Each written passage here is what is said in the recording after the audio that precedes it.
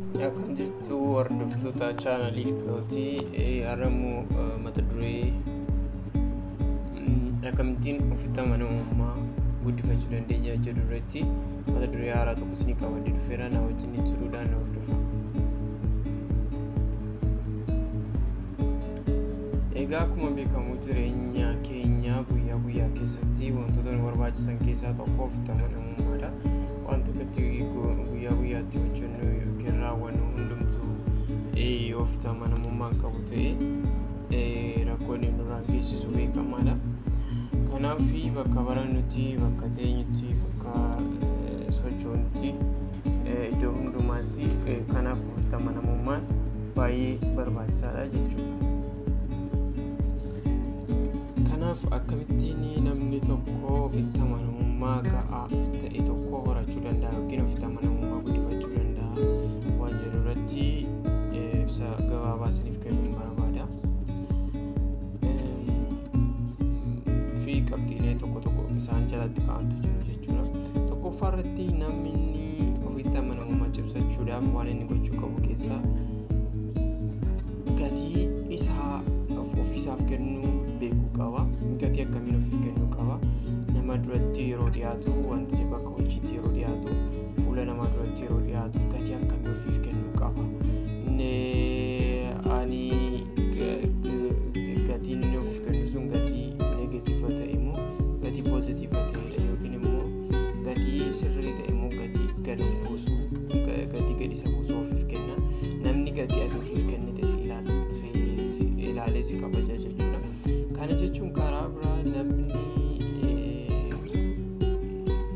ofitti amanamummaa kee kan inni sirratti arguu danda'u gatii ati ofiif kennitu sanadha jechuudha yookiin immoo afaan warra Ingiliffaadhaan self esteem isa jennu jechuudha. Kanaaf gatiin nuti ofiif kenninu yookiin iddoo nuti ofiif kenninu, eenyummaa keenyaaf iddoo nuti ofiif kenninu, ilaalcha nuti ofii mataa keenyaaf qabnu nu murteessaa jechuudha. Jireenya keenya keessatti akka nuti konfidensii yookiin ofitti amanamummaa qabaannuuf gahee guddaa taphataa jechuudha. Inni lammaffaan akka nuti ofitti amanamummaa gaarii qabaannu kan nu taasisu keessaa wantoota akka nuti gatii keenya xiqqeessinu nu godhan yookiin akka nuti gadi of buusnu yookiin gatii sirrii akka ofiif hin laanne kan nu godhan sana yoo qabxiilee sana adda baafannedha jedha. Inni lammaffaan gaafa wantoota akka nuti gadi of buusnu yookiin gatii sirrii of hin laanne nu godhan sana adda baafannu maal goona jechuudha? Furmaata itti barbaannaa jechuudha. Kanaaf wantoota sana adda baafachuu danda'uu qabnaa jechuudha.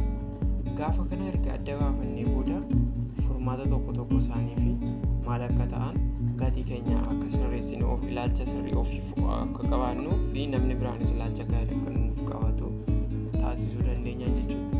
Kanaaf rakkoolee jireenya keenya keessa jiranii yookiin akka nuti kabaja sirrii yookiin gatii sirrii hin arganne kan nu godhan sana ofirraa baasuu yookiin immoo dhiisuu yookiin amala keenya sana iddoo sanatti sirreessuu danda'uu qabna jechuudha. Inni kan biraanii fi inni sadaffaan akka nuti ofitti amanamummaa gaarii qabaannu kan nu taasisu keessaa yeroo hundumaa qaamni sammuu keenya keessaa akkuma beekamu yaadonni nu morman jiru. Yaadota nu morman sana yookiin yaadota criticize nu godhan sana fi iddoo kennuu dhiisuu qabna jechuudha yookiin immoo dhaabbadhu jechuu qabna. Gaafa inni sammuu keenya negatiiva nutti himu sirrii miti jechuu qabna. Fakkeenyaaf namni tokko namoota baay'ee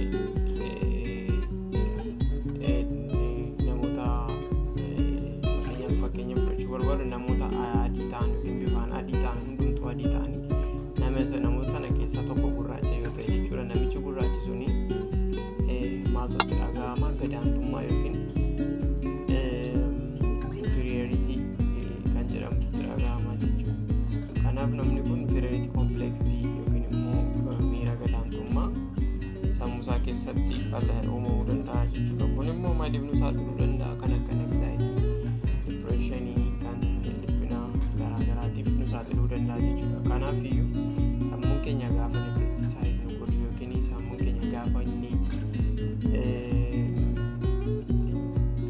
jechoota neegatiivaa kun siif hin ta'u, kun sirrii miti, ati nama akkasii miti, ati gatiin kee gatii gaarii miti yookiin iddoo gaarii siif hin ta'u gaafa nu jedhee gadi sammuun keenya nu deebisuu barbaadu maal gochuu danda'u qabna? Sammuu keenyatti maal himuu danda'u qabna? Faallaa isaa himuu danda'u qabna jechuudha. Kanaaf iyyuu kunis maal cimsaa deema? Itti gaafadhu ofitti amanamummaa keenya guddisaa deemaa jechuudha. Inni itti aanu self ofitti namni ofitti amanamummaa gaarii qabu maaliin beekama? Ofirratti hundaa'uudhaan beekama jechuun nama biraarratti hin hirkatu jechuudha. Hirkattummaan qabu ofiisaa irratti dhaabbatee jiraachuu danda'a. Maaliif ofitti amanamummaa waan qabuuf? Ofitti amanamummaa wanta barbaannu tokko akka goonuufi sodaa malee wanta raawwachuu barbaannu sana raawwachuu isaa waan nu dandeessisuufi namni ofitti amanamummaa qabu salphaatti mallachuu danda'a. Ofirratti nama biraarratti hirkachuu ofiisaa qofa irratti hirkate ofiisaa danda'ee namoota biraaf illee ga'aa ta'uu danda'a jechuudha. Kanaaf iyyuu ofitti amanamummaa keenya guddisuuf ammas of danda'uu qabna jechuudha.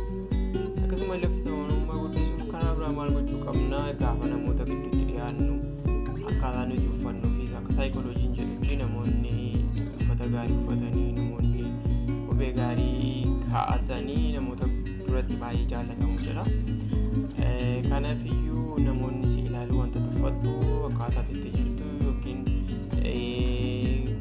akkaataa itti babbareeddee jirtu sababa si ilaalanii fi namoota sana fuulduratti